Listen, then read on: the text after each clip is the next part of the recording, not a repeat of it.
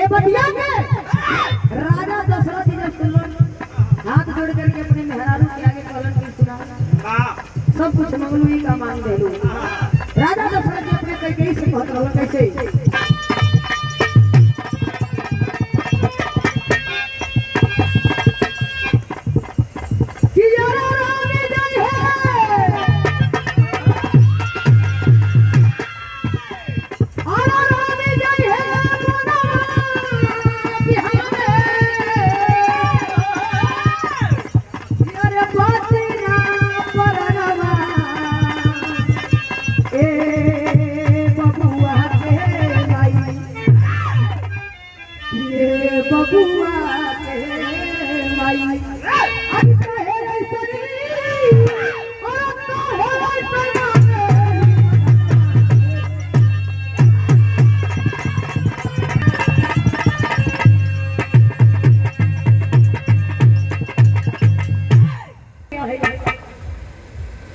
आज आप लोग के बीच में 2 लाइन का लोकगीत